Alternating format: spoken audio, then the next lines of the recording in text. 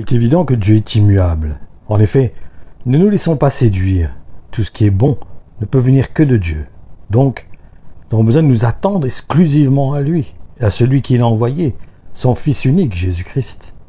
Et pour comprendre l'attitude que nous devons adopter en tant que disciples de Jésus-Christ, c'est bon de lire le verset 18 qui se trouve dans le chapitre 6 de l'Épître aux Hébreux, qui nous dit « Nous sommes donc en présence de deux actes irrévocables, la promesse et le serment, par lesquels Dieu s'interdisait à lui-même de modifier sa résolution. Le Dieu qui ne saurait mentir entendait nous donner par là une assurance inébranlable.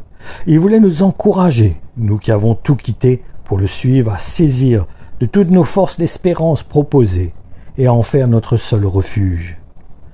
Dieu n'est pas un menteur, évidemment. C'est juste que nous avons besoin de comprendre les enseignements qu'il nous a laissés, comme celles qui nous ont été transmises par l'apôtre Jacques dans le chapitre 1 et au verset 13 à 18, où il nous dit ceci. Que personne en présence de la tentation ne dise « c'est Dieu qui me tente et me pousse à faire le mal ». Dieu lui-même est inaccessible à la séduction du mal. Il ne va donc pas pousser les autres à le commettre. Non, Dieu ne tente personne. Lorsque nous sommes tentés, ce sont les mauvais désirs que nous portons en nous qui nous attirent et nous séduisent. Et quand on laisse faire ce désir, il donne naissance au péché. Puis quand le péché a grandi, il donne naissance à la mort. Mes frères et mes sœurs très aimés, ne vous trompez pas. Tout ce qui nous arrive de bon, tous les beaux cadeaux viennent d'en haut. Ils viennent de Dieu, le Créateur du soleil et des étoiles. Chez lui, il n'y a pas de changement, ni ombre due à des variations.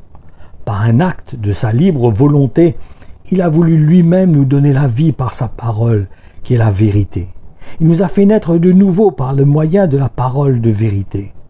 Alors nous sommes d'une certaine façon au premier rang de tout ce qu'il a créé, les premiers fruits de sa nouvelle création.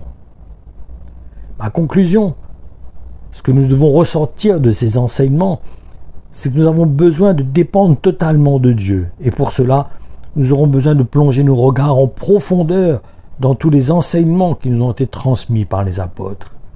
Et ne nous laissons pas séduire par le diable, parce que nous aurons besoin pour cela de veiller à ne pas faire nos propres opinions, en faisant nos propres sélections, ou encore en sortant des versets de leur contexte. Car n'oublions pas que lorsque nous avons accepté de faire de Jésus-Christ notre Seigneur, nous avons aussi accepté